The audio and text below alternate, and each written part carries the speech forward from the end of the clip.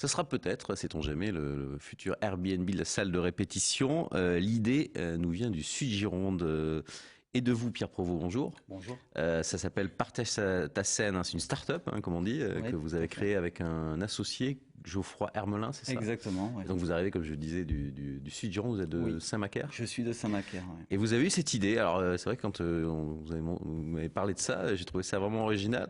C'est comme ça sur le papier une assez bonne idée. Partage ta scène, vous allez nous l'expliquer, c'est quoi?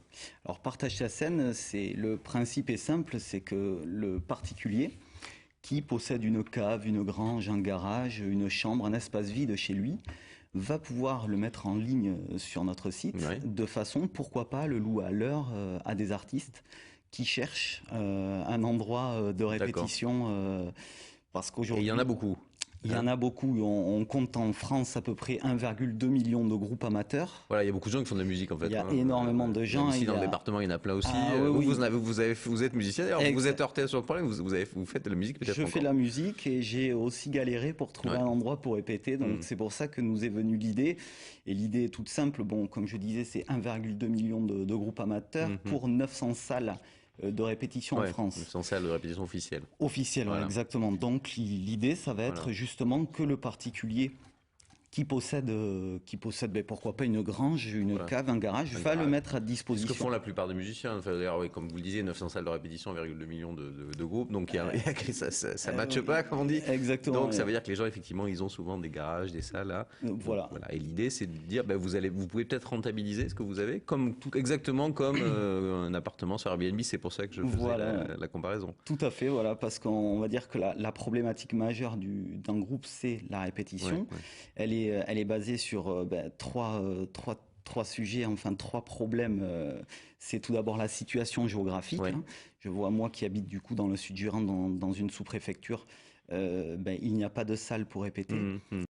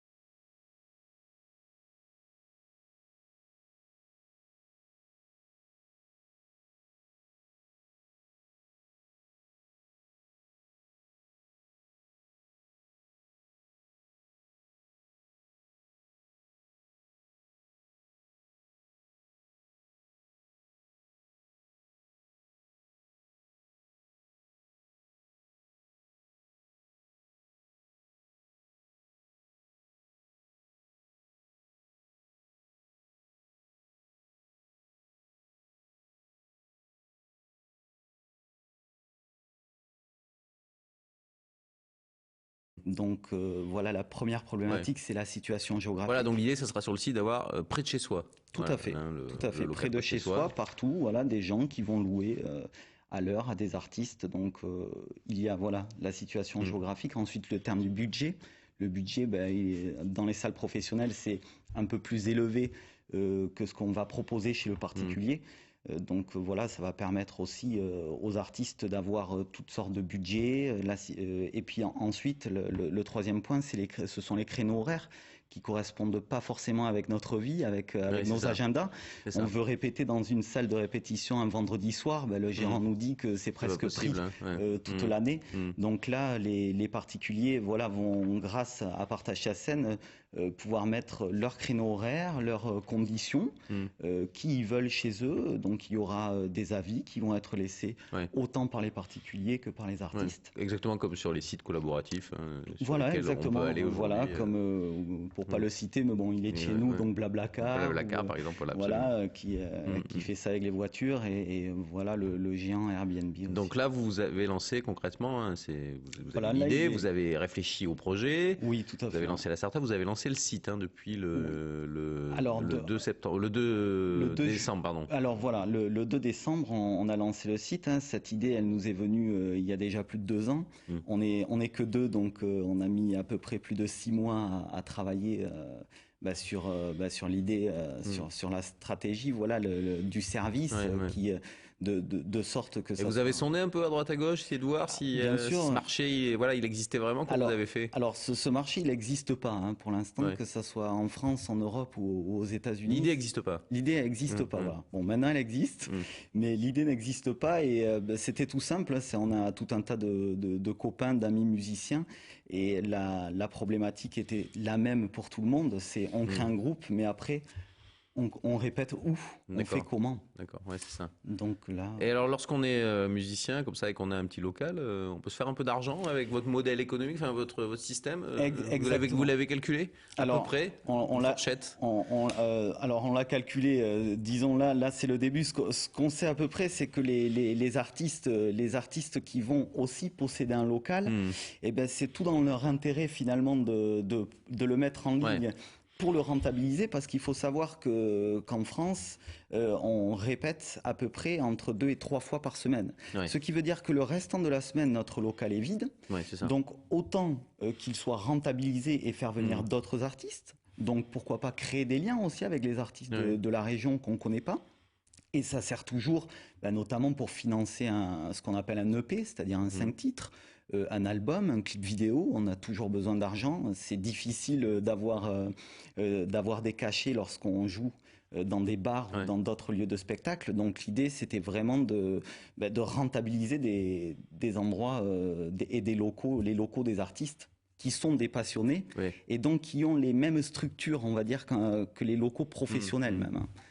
Donc là, vous avez lancé le site. Les gens, c'est pas la peine qu'ils aient cherché une appli. Vous l'avez pas faite encore. Hein. Alors on n'a pas encore fait l'appli. Voilà, tout à fait. Mais on a développé de faire en sorte que tout ce qui est sur smartphone, Android ou iPhone, le site fonctionne. On peut s'en servir. D'accord. Vous pouvez déjà vous en servir sur le téléphone. De voilà, exactement. Oui, tout à fait. Alors votre modèle économique, c'est quoi? Parce que voilà, vous n'avez pas l'intention de faire ça. Alors, vous voulez gagner de l'argent au final. Voilà, c'est normal. C'est une start-up, c'est une entreprise économique. Tout à fait. Donc comment vous faites? Alors on va prendre un pourcentage à l'heure, voilà, au propriétaire et non à l'artiste. Donc on prend 15% à l'heure via déjà pour le bon fonctionnement du site parce que ça coûte un peu d'argent aussi et surtout parce qu'on travaille avec PayPal. Donc les gens vont passer par PayPal parce qu'il n'y aura pas de transaction directe entre le musicien et le propriétaire. Hein, tout se fera via le site. Donc ça sera vraiment quelque chose de sécurisé et de sécurisant à la fois pour les propriétaires mais aussi pour les artistes. C'est ça. Et quand les artistes vont venir répéter chez le propriétaire, on ne parlera pas d'argent. D'accord. Parce que ça sera fait au préalable sur le site. D'accord. Et système, je sais pas, on imagine d'assurance ou quoi, si jamais les locaux sont dégradés, s'il y a un problème. Pour l'instant, on travaille sur ça. L'assurance, ça va être au début la responsabilité civile du propriétaire. Et on est en train de travailler sur ça. On va travailler petit à petit, progressivement sur une assurance, hein, comme je dis toujours. Quand Airbnb ou Blablacar se sont mis pour la première fois, ils n'avaient pas ces assurances énormes qu'ils ont aujourd'hui qui couvrent presque jusqu'à plus de 500 000 euros pour des dégradations. Mais ça va se faire petit à petit parce que pour l'instant, on est vous venez juste de débuter. Voilà, on est que deux. C'est vrai que la clé du succès, c'est qu'il y ait beaucoup de gens qui s'inscrivent. Hein, à la fois des artistes qui cherchent des locaux et surtout des personnes qui ont des locaux. Voilà, des personnes qui souhaitent les partager. Les partager, les rentabiliser parce qu'avec une dizaine d'heures, une vingtaine d'heures par mois, on peut arriver très vite à 200-300 euros de plus Ouais. par mois et c'est pas négligeable. Donc pour s'inscrire, il faut se faire connaître. Vous êtes notamment là pour ça. C'est Voilà. partagetascène.com. Tout à fait. Une idée venue du Sud Gironde, qui on l'espère va grandir, hein, va grossir. Eh ben, on l'espère aussi. Merci beaucoup Pierre Provost Merci. pour cette explication. Voilà, le Mageco se termine. Reste avec nous sur TV7. À très bientôt.